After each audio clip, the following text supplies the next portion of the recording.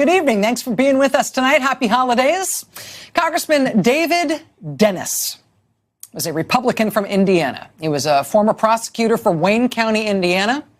As a member of Congress, David Dennis sat on the House Judiciary Committee, which at the time probably seemed like a great gig, right? Former prosecutor sitting on one of the more prestigious committees in Congress. It was probably an awesome gig until it meant having to decide whether the Republican president of the United States should be impeached.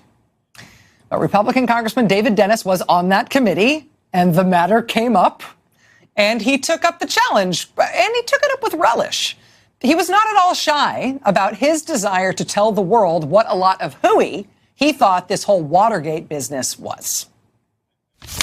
If you start talking about the facts, if you start pleading the facts, you can't hold any much intendment against the president except by taking the worst possible construction on everything that happens. The more you analyze it, the more you're going to find out how weak this case is on the facts. What we need to remember is we're not accusing the president because of his general moral character or whether he's moral or amoral or what our personal opinion of him may be.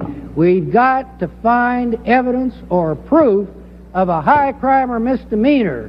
And if we try to impeach him for anything less, then we're not doing our duty and we're violating our oath and our conscience. Time of the gentleman has expired. Congressman David Dennis. He stuck by President Nixon until very nearly the end. He was a passionate advocate for Nixon, a passionate critic of Watergate. He was one of 11 Republicans on the Judiciary Committee who voted against impeaching Nixon in July 1974. But then the smoking gun tape emerged. It was right after that committee vote, where David Dennis and 10 other Republicans voted no on impeachment. And then all of a sudden, there's this tape where it's all laid bare, where Nixon can be heard explicitly ordering a halt to the FBI's investigation into Watergate. Once they heard that tape, once everybody heard that tape, there was just no denying it anymore. David Dennis and his fellow Republicans flipped. They had to. They agreed to vote to impeach the president. And then days later, on August 9th, 1974, Nixon resigned from office. But, you know, before that smoking gun tape had come out, David Dennis really had been Nixon's guy on the Judiciary Committee. He'd been his constant defender. David Dennis spent months on television and in the press defending Nixon on Capitol Hill, talking about how weak the case was against Nixon, how there was no evidence, how this was a shame. What happens to you when you've been shouting, nothing's here, nothing's here, nothing's here, and then all of a sudden you and everybody find out for sure, yeah, there's something there. It's like the tide goes out and suddenly you get to see who's been swimming naked. In the immediate aftermath of that, in the fall of 1974, so right after Nixon resigned in August. Then in November of that same year, just a few weeks later, it's time for the midterms. So everybody in the House had to run for re-election. In David Dennis's case, he had to head back home to Indiana to convince his constituents that they should send him back to Congress. Right at the moment, he had been proven wrong about what was basically the only thing he had become known for as a congressman. Dennis is a conservative Republican. He was one of Richard Nixon's chief defenders until that last condemning tape. Then he switched to vote for impeachment. Dennis says his voters support what he did and the way he did it. He, too, feels he was helped politically by television coverage of the impeachment investigation. On balance, I think it's been very helpful. For one thing, I have a wide recognition factor thanks to you people on the television. Dennis doesn't seem worried. Besides, he feels the televised impeachment proceedings made him better known to voters than his 6 years of service in Congress. So what if I'm famous for being wrong? At least I'm famous. That's got to be good, right?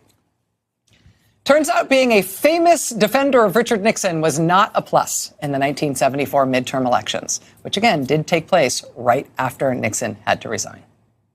33 of the 38 members on the Judiciary Committee ran for re-election. All became highly visible, as we all know, during the summer, during the time that the committee's hearings were televised over the impeachment of the president. Of the 33 who ran again, 6 were considered in tight races. 5 of those 6 are Republicans. Wiley Maine was beaten in Iowa's 6th district. Charles Sandman, one of Nixon's most vocal supporters, lost in New Jersey's 2nd district. Joseph Mariziti, another Republican from New Jersey, and another staunch Nixon partisan, was easily defeated. In Indiana, David Dennis, who also opposed impeachment in the original voting, lost to Philip Sharp. In Indiana, David Dennis lost. David Dennis's seat in Indiana was one of 48 seats Republicans lost the year that Nixon resigned from office, including a bunch of other Republicans who, like David Dennis, had spent their time in Congress wholeheartedly defending Nixon right up until the end. It was a really, really big loss for the Republican Party that year. 1974. Biggest midterm loss for Republicans in modern political times. Since 1974, Republicans haven't fallen anywhere near that level of defeat. Until now. This year, they lost 40 seats in the House to the Democrats. It was the biggest midterm loss Republicans have seen since that extraordinary election in 1974 that happened right after Nixon had to step down. The Republican president had just resigned in disgrace. This was their worst performance since then. And of course, the Republicans' record-setting loss is the Democrats' record-setting gain. That was true in 1974, and it's true right now, too. One of the things that Democrats have been swimming upstream against since 2010 is that it's actually very difficult for them to win seats in Congress, even when they win more of the vote. That's because ahead of the 2010 midterms, Republicans launched a genius nationwide effort to take over key legislatures across the country. They directed national donor funds to seemingly obscure state legislative races that were strategically chosen in order to flip legislatures to Republican control. And nobody much cared at the national level, but then those flipped legislatures redrew congressional maps for the next decade. After that 2010 election, Republicans gerrymandered much of the country in their favor for years to come. So yes, this year, Democrats did win a ton of seats in the midterms, 40 seats. But in order to do that, they actually had to get a disproportionately huge chunk of the vote to make up for the way that Republicans were able to successfully tilt the playing field against the Democrats. I mean, the national popular vote in congressional elections is not something we usually talk about, but it is a useful signifier of a party's power and how a party does in an election. For example, this was the cover of Time magazine, November 1994. GOP Stampede, a special report. Very unsubtle, right? You see the big elephant? Look there under the elephant's foot. Yeah, crushing the donkey under his big elephant foot. 1994, famously a crushing election year in which Republicans made huge, huge gains in Congress. The Republican Revolution, right? Republicans took back the majority after decades out of power. Newt Gingrich ascends to the top leadership spot in the House. You know, if you add up all the votes in that election, that congressional election, more people voted for Republicans that year by a big margin. 7.1% points was their margin in the popular vote that year. Huge win for them in 94. Same story for the Republicans again in 2010. 2010 was another huge win for the Republicans, particularly in the House. The big Tea Party insurgency in response to the election of Barack Obama and the big Democratic majorities that went along with his first-term win. Republicans won back the majority in Congress in 2010. And again, you add up all the votes in that congressional election, more people voted for Republicans that year by a margin of 6.8 points. They almost matched their huge margin in 1994. Republican won the popular vote by a big, big margin. Tea Party revolt. And lots more votes, of course, equals lots more seats. That's how things used to go. But now take a look at this year's congressional election results. Democrats this year won control of the House.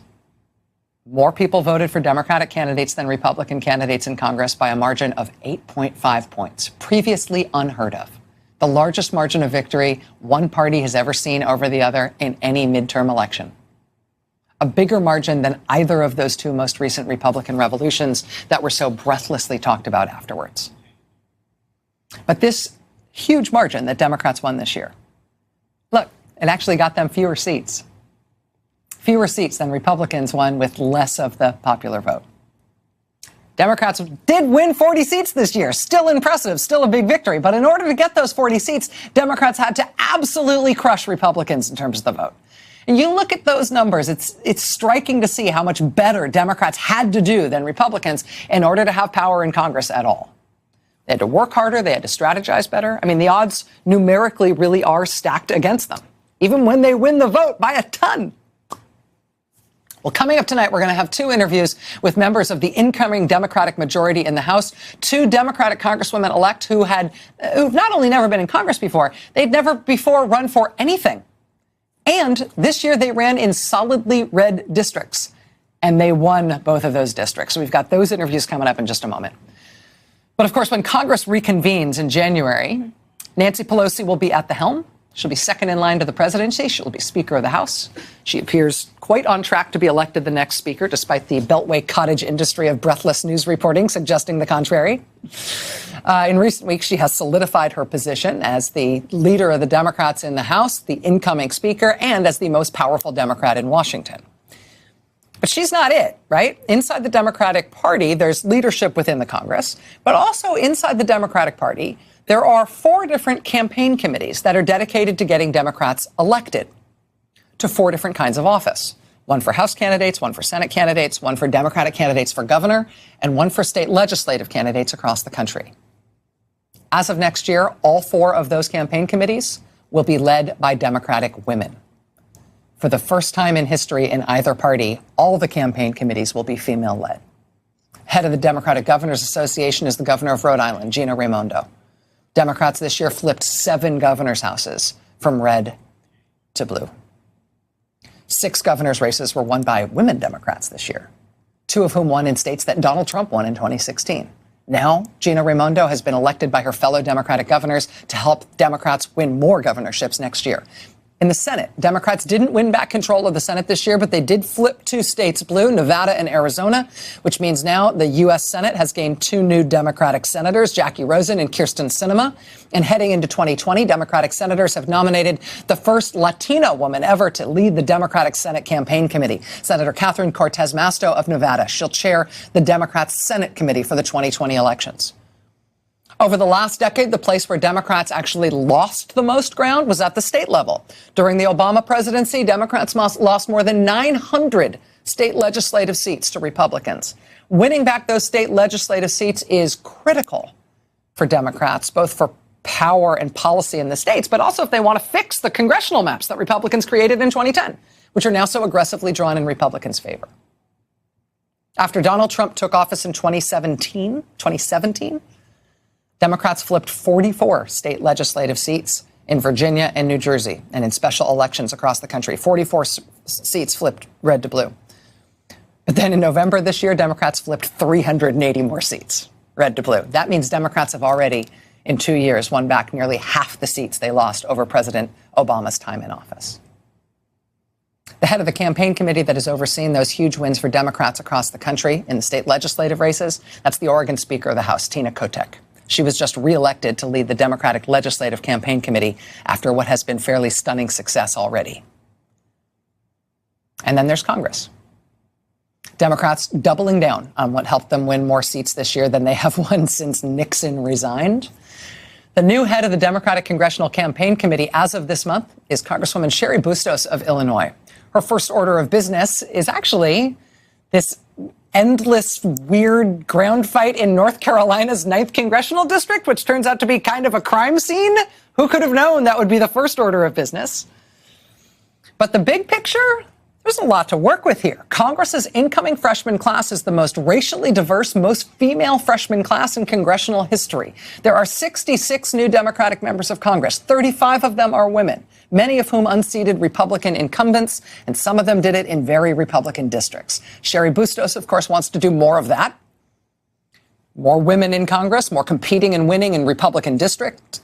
Cheri Bustos' own district is one that voted for Donald Trump in 2016. This year, Congresswoman Bustos not only won that same district, she did so by a quite handy landslide. Look, she won by 24 points in a Trump district.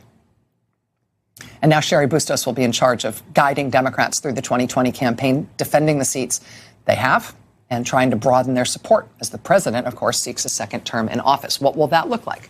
How do you start preparing now if that's the fight that is to come. Joining us now is Congresswoman Cheri Bustos of Illinois, new chair of the Democrats' House Campaign Committee, the DCCC. Congresswoman, thanks very much for being here. Thank it's nice you, to have Rachel. you here. Thank you. Never had you on the show before. I'm very glad you could do the show tonight. Thank you. Glad I could be here too. So let me just ask you, first of all, sitting here listening to me tell that story, I thought, I'm going to make her break out in some sort of rash or hives by spending this much time talking about impeachment. Because I know like, where are you going with this, Rachel? I know. So that's part of the thing that happens on this show. Nobody knows where I'm going with it. But the reason I was doing that is not to talk about the electoral prospects for impeachment, but to talk about the scale of the victory that Democrats just won. I mean, on the one hand, that gives you this incredible freshman class and a big majority right now in the House. But it also means that 2020 is going to be hard because you just won a bunch of races in places that it was hard for Democrats to win in. How do you see the next 2 years?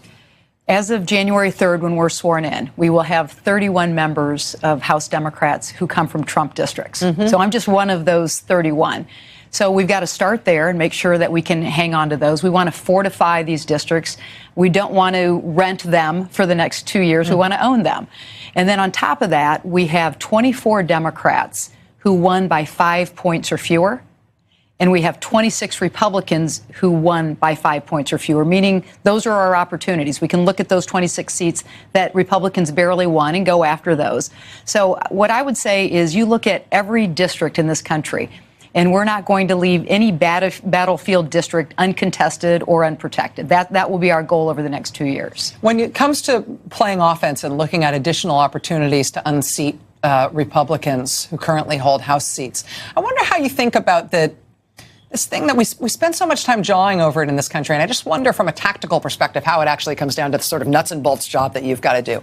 The Trump era in Republican politics is very discontinuous with previous eras in Republican politics. The president on trade, on fiscal issues, on dare I say, like family values issues on a lot of matters, not to mention all the scandal stuff that he's dragging around, is a real departure from what a lot of traditional Republicans have been able to run on in traditionally Republican parts of the country. Do you have to try to tactically separate some traditional Republicans from Trumpism? Do you try to create a wedge there? Is it already there and you just have to try to leverage it? You know, so in a district like mine that Donald Trump won, I look at it as there were people who were willing to try Donald Trump. If you remember that speech that he gave fairly late in his campaign where he was saying, and I think it was to an African-American audience, what have you got to lose? I think people in a district like mine where more than 60% of the towns I represent are 1,000 people or fewer, and 85% are 5,000 people or fewer.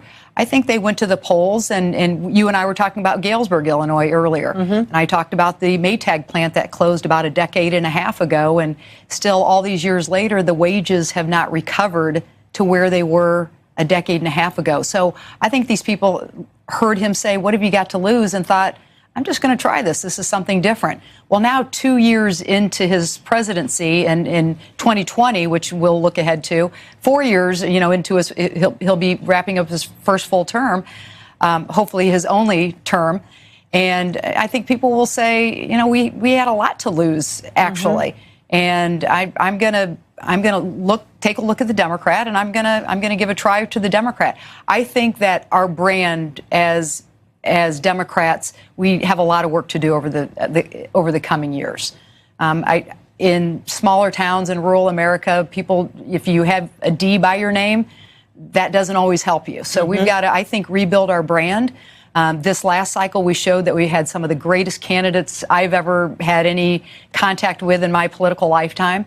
And that made a difference. But we have to continue to recruit those kind of candidates and make sure that we show people in these towns of 1,000 people or 5,000 people that we have something good to offer. And that recruiting effort presumably is what you're working on right now. I mean, that stuff's got to start now, right? Yeah, I am now just a little more than 2 weeks into my job. And yes, we're already looking at that. Congresswoman Cheri Bustos of Illinois, the new chair of the Democrats' Congressional Campaign Committee. The DCCC ended up being both so important but also such a source of news over the past couple of years. You were going to be a very high-profile member of your conference this year. Thanks for helping us understand your job. Thank you, Rachel. Much appreciated. All right, stay with us. Lots to get to tonight. Hey there, I'm Chris Hayes from MSNBC. Thanks for watching MSNBC on YouTube. If you want to keep up to date with the videos we're putting out, you can click subscribe just below me or click over on this list to see lots of other great videos.